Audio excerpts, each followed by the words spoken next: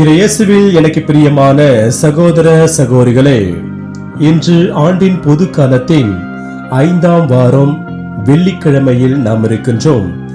இந்த நாள் உங்களுக்கு இனிய நாளாக அமைய வாழ்த்துகிறேன், ஜெபிக்கின்றேன். இன்றைய இறைவார்த்தை சிந்தனைகளுக்கு நாம் கவனமுடன் செவி கொடுப்போம். அரசர்கள் முதல் நூலிலிருந்து வாசகம். அதிகாரம் 11, இறை வார்த்தைகள் 29 முதல் 32 மற்றும் அதிகாரம் 12, 19 முடிய. ஒரு நாள் யெரொபெயாம் எருசலேமிலிருந்து வெளியே போனபோது சீலோவை சார்ந்த அகியா என்ற இறைவாக்கினர் அவனை வழியில் கண்டார். அவர் புது சால்வை ஒன்று அணிந்திருந்தார். இருவரும் வயல்வெளியே தனித்திருந்தனர்.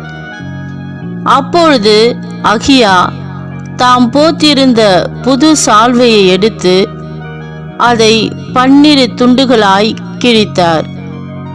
பிறகு அவர் யெரொபெயாமை நோக்கி பின்வருமாறு கூறினார்: இவற்றில் 10 துண்டுகளை உனக்கென எடுத்துக்கொள்.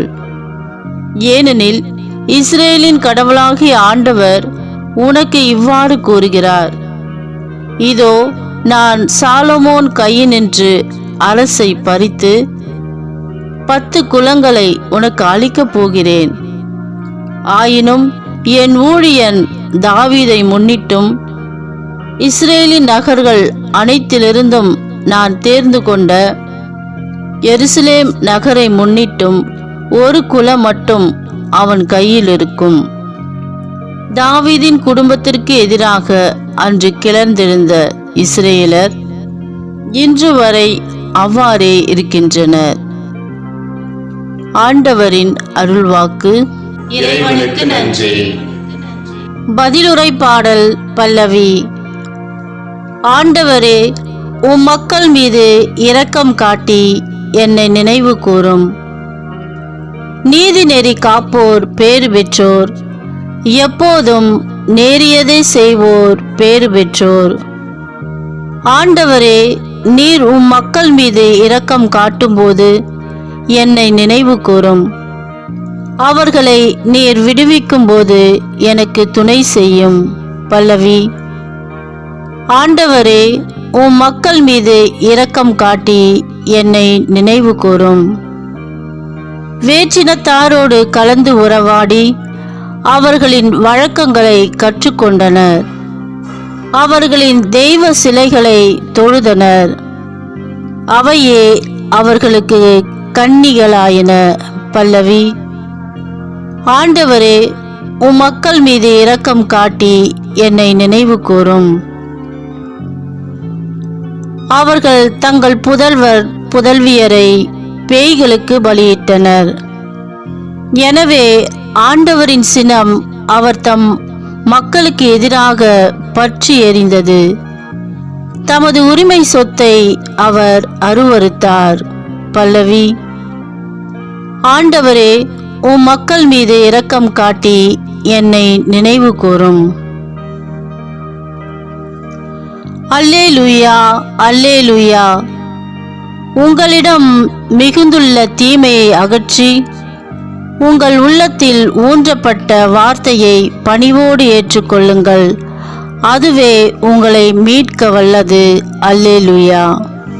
ஆண்டவரே, நற்செய்தியை தகுந்த விதத்தில் எடுத்து சொல்ல என் உள்ளத்தையும் உதட்டையும் தூய்மையாக்கும்.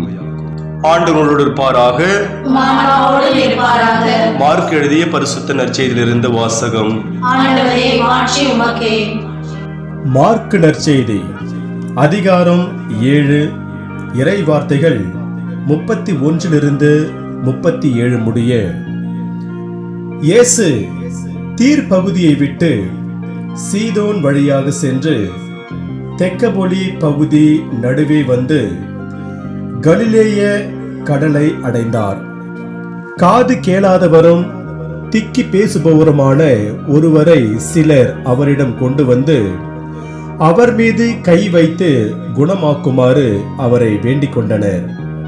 இயேசு அவரை கூட்டத்திலிருந்து தனியே அழைத்து சென்று தம் விரல்களை அவர் காதுகளில் இட்டு உமிழ்நீரால் அவர் நாவை தொட்டார். பிறகு வானத்தை அண்ணார்ந்து பார்த்து பெருமூச்சு விட்டு அவரை நோக்கி எப்பத்தா, அதாவது திறக்கப்படு என்றார். உடனே அவருடைய காதுகள் திறக்கப்பட்டன, நாவும் கட்டவிழ்ந்தது. அவர் தெளிவாய் பேசினார். இதை எவருக்கும் சொல்ல வேண்டாம் என்று அவர்களுக்கு அவர் கட்டளையிட்டார். அவரது கட்டளைக்கு நேர்மாறாக இன்னும் மிகுதியாய் அவர்கள் அதை அறிவித்து வந்தார்கள். அவர்கள் அளவு கடந்த வியப்பில் ஆழ்ந்தவர்களாய், இவர் எத்துணை நன்றாக யாவற்றையும் செய்து வருகிறார், காது கேளாதோர் கேட்கவும் பேச்சற்றோர் பேசவும் செய்கிறாரே என்று பேசிக்கொண்டனர். ஆண்டவரின் அருள்வாக்கு.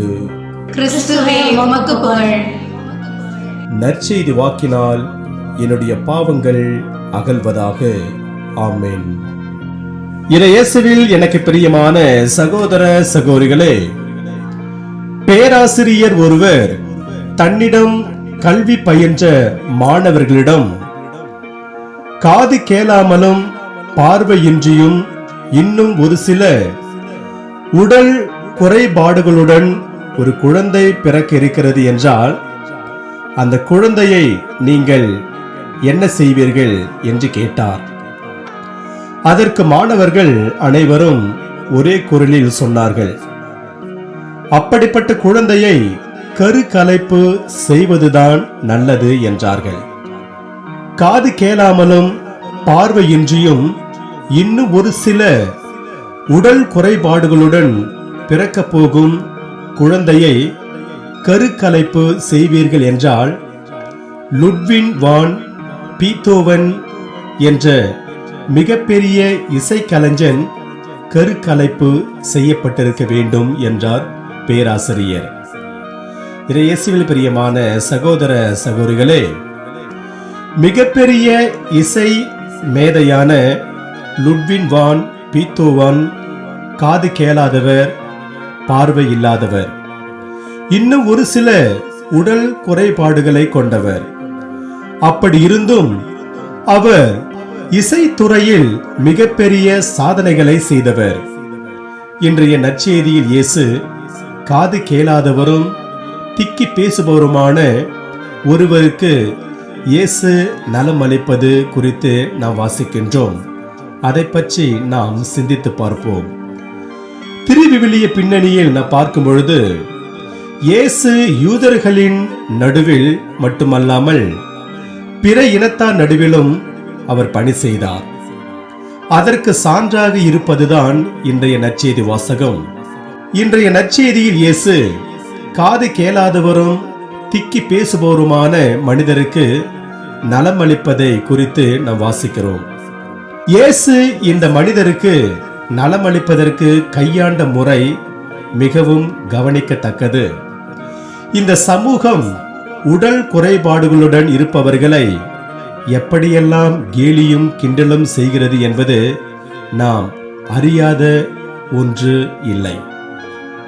அதிலும் குறிப்பாக காது கேளாத மனிதர் என்றால் அவர் எந்த அளவுக்கு கேலியும் கிண்டலும் செய்யப்படுவார் என்பதை நாம் கற்பனை செய்து பார்த்து கொள்ளலாம். இதையெல்லாம் நன்கு உணர்ந்தவராய் இயேசு காது கேளாதவரும் திக்கி பேசுபவருமானவரை தனியே அழைத்து கொண்டு போய் தம் விரல்களை அவர் காதுகளில் இட்டு உமிழ்நீரால் அவரது நாவை தொடுகிறார். இதனால் அவர் நலம் பெறுகிறார். இதை பார்த்துவிட்டு மக்கள், இவர் எத்துணை நன்றாய் யாவற்றையும் செய்து வருகிறார் என்று பேசிக்கொள்கிறார்கள். இயேசு உடல் ஊனமுற்றவர்கள் அல்லது மாற்றுத்திறனாளிகள் மீது கொண்ட அன்பு நம்மை வியக்க வைக்கிறது.